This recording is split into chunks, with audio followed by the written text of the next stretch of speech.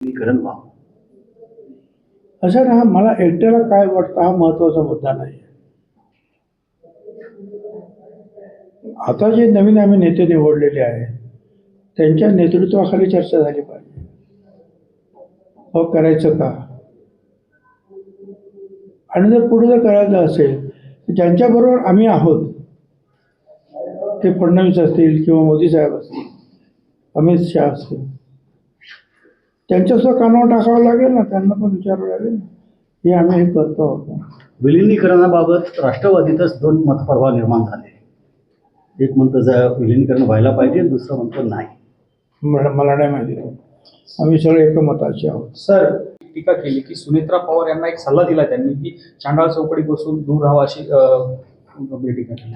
Next साहेब, हा जो अजितदादांचा विमान अपघात झालाय, आपलं विरोधी पक्ष असो किंवा अमोल मेटकरी असो यांनी संशय व्यक्त केलेला आहे आणि आजही त्यांनी सांगितलंय का 5 मृतदेह सापडले, 6वा कुठे, आणि घातपाताचा संशय व्यक्त केला. मला काय माहिती नाही 6वा होता, पहिल्यापासून आम्ही तर 5च ऐकतो की 2 वैमानिक, दादा पोलीस ऑफिसर आणि ती पिंकी माळी म्हणून ती जे की सर्व्हिस हवे सुंदर म्हणून किंवा सेविका म्हणून आपण त्या होत्या. या एवढंच आम्हाला माहिती आहे. आता खरोखर आणि जर त्यांना माहिती असेल तर त्यांनी सांगावं की 6वं नाव कोण होतं त्याच्यामध्ये ते, कारण ज्यावेळेला विमान जातं त्या विमानात कोण कोण त्यांची नावाची नोंद खाली केली जाते. संजय राऊत सर असं इच्छेने मिळालं आणि यात पवार साहेबांनी सुद्धा एक शांतपणे उत्तर दिलं की मला या शपथविधीबद्दल काही माहिती नव्हती. ठीक आहे ना, प्रत्येकानं आपलं मत मांडण्याचा अधिकार आहे, लोकशाही आहे, विरोधी पक्ष आहेत, त्यांना बोलण्याचा अधिकार आहे. आणि आता पवार साहेबांना कोणी कळवलं की नाही हे मला माहिती नाही, परंतु मला असं कळतं की जे पार्थ वगैरे जे मुलं आहेत ते त्यांना जाऊन भेटली, एवढं कानावर आलं. तर आम्ही तर मुंबईत होतो, नक्की माहीत नाही मला काय झालं पुढे. सर, राष्ट्रवादीचे प्रदेशाध्यक्ष शशिकांत शिंदे यांनी असं सांगितलं की मी अजितदादांची शपथ घेऊन सांगतो, ही चर्चा झाली. बरं झालं असेल, अजितदादाची शपथ घेऊन झालं, परंतु आता जे आहे जी परिस्थिती बदललेली आहे, नेते बदललेले आहेत, त्यांना त्याची काही माहिती होती का? घरात सुनेत्रताईंना विचारतील, बघतील काय करायचं ते, आणि त्यांच्या नेतृत्वाखाली मगाशी सांगितल्याप्रमाणे जे बाकीचे नेते सुद्धा चर्चा करतील. शेवटी हा निर्णय जो आहे हा सामुदायिकरित्याने घ्यावा लागेल आम्हाला. त्याचबरोबर त्या निर्णयाच्या पाठीमागं BJP या पक्षानं सुद्धा उभं राहणं हे सुद्धा आवश्यक आहे ना, कारण आम्ही त्यांच्याबरोबर सरकारमध्ये आहोत. आणि राजकीय म्हणजे पवार कुटुंबाचा आणि घडामोडींचा गुंता वाढलेला आहे, तर हा गुंता सुटू नये यात अनेकांचा स्वार्थ आहे अशी देखील टीका अग्रलेखात करण्यात आली. तर कुणाचा स्वार्थ आहे आणि कुणाचा नाही ही जनता ठरवेल. आता सुनेत्राताईंचा जो काही शपथविधी झाला, अनेकाने टीकेचे सूर लावले, त्यांना विचारूनच हा कार्यक्रम करावा. तुम्ही येऊ शकणार का मुंबईत? त्याने होकार दिल्यानंतरच हे बरं, त्यांच्याशिवाय दुसरं कुठलंही नाव आमच्या समोर चर्चेमध्ये नव्हतं. आणि आम्हा सगळ्यांमध्ये बरं, याच्यामध्ये कोणाकोणाची संमती पाहिजे आहे, त्यांची स्वतःची संमती पाहिजे. CLP म्हणून ज्यांना आपण म्हणतो, विधानमंडळ पक्ष, आमदार, MLA, MLC, त्यांची संमती फॉर्मॅलिटी पाहिजे.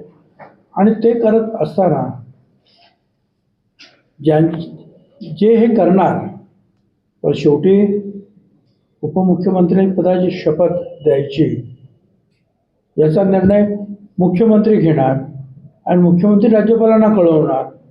त्यामुळे त्यांच्या कानावर घालणं, त्यांची संमती घेणं, हे 2-3 घटक महत्त्वाचे होते. आणि हे 2-3 घटकांनी ज्या वेळेला एक सुनामध्ये होकार दिला त्यावेळेला शपथविधीचा कार्यक्रम करण्यात आला. साहेब, आता गोंधळ कुणाचा गोंधळ उडाला? काय गोंधळ उडाला? गोंधळ काय उडाला? सुनेत्राताईंची नेमणूक झाली, कोणाला लवकर केलं, कोण उशिरा केला, ज्याच्या त्याच्या विचाराचा प्रश्न. निर्णय चुकीचा आहे का? त्या व्यक्तीला कोणाचा विरोध आहे का? स्पष्ट बोलावं ना, कोणा बोला किंवा या व्यक्तीलाच आमचा विरोध आहे. मग का विरोध आहे, काय त्याला आम्ही उत्तर देऊ. फक्त लवकर केलं, उशिरा केलं, लवकर केलं. दिल्लीमध्ये सुद्धा अनेक वेळा जे आहे त्याच दिवशी शपथविधी केले जातात, अंत्यविधीच्या अगोदरच. हे असं काय पहिल्यांदाच घडतं असेल का?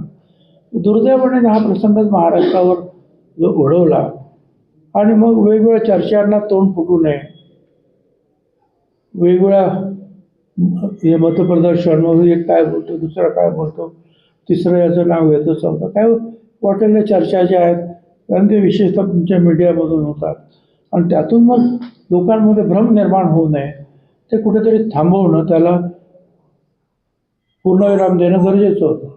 तो पूर्णविराम या कार्यक्रमामुळे देण्यात आला. दोन्ही राष्ट्रवादी एकत्र करण्याचा निर्णय हा जिल्हा परिषदेच्या निवडणुकांनंतर घेण्याचं ठरलं होतं. मात्र पटेल तटकरे यांना हे विलीनीकरण नको होतं. हा अमित शहा आणि फडणवीस यांचा अजेंडा होता. म्हणजे सामनाच्या अग्रलेखात वंगाळ राजकारण अशा मथळ्याखाली हा लेख प्रसिद्ध करण्यात आला.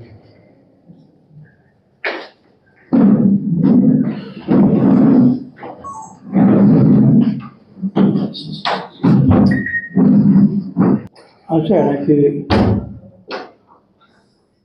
दोन्ही राष्ट्रवादी एकत्रित यावे अनेकांची इच्छा. जसे दोन ठाकरे एकत्र आले तर पवार सुद्धा एकत्र आले. परंतु अशा काही चर्चा झाल्या. मुख्यमंत्र्यांनी सुद्धा सांगितलं की माझ्याशी कधीही हे बोलले नाही, आम्हाला कल्पना सुद्धा नाही. बरं, हे सगळं करायचं म्हणजे BJP बरोबर राहून आम्हाला करायचं. त्यांना तर विचारलं पाहिजे. परत BJPचे जे काही ज्येष्ठ मंडळी आहेत, NDA मध्ये कुणाला घ्यायचं, कुणाला नाही, त्या संदर्भामध्ये सुद्धा विचारणा करावी लागेल. माझं असं म्हणणं आहे की आता काय बोलणं नक्की झालं हे जे आहे, बोलणं झालं असेल, काय नक्की बोलणं झालं हे माझ्या सहित कुणाला काही कल्पना नाही. मुख्यमंत्र्यांना तर विचारावंच लागेल ना. त्यांच्याबरोबर आपण सरकारमध्ये आहोत, त्यांना विचार. हां, आता सरकारमधून बाहेर पडायचं असेल, NDAवरून नाही जायचं, तर ती गोष्ट वेगळी. असा विचार अजितदादांनी केला असेल असं कदापिही आम्हाला वाटत नाही. बरोबर. त्यामुळे ठीक आहे ना. आता आम्ही उपमुख्यमंत्र्यांची निवड केली, त्यांचं नेतृत्व आहे. त्यांच्या नेतृत्वाखाली आता मंडळी चर्चा करतील ना, जर करायची असेल तर. मला असं वाटतं एवढं काही त्रस्त होण्याचं काही कारण नाही. आजच व्हायला पाहिजे, उद्याच व्हायला पाहिजे असं नाही. राजकारणातल्या गोष्टी कधी होतात किंवा नाही होतात. सर, गेला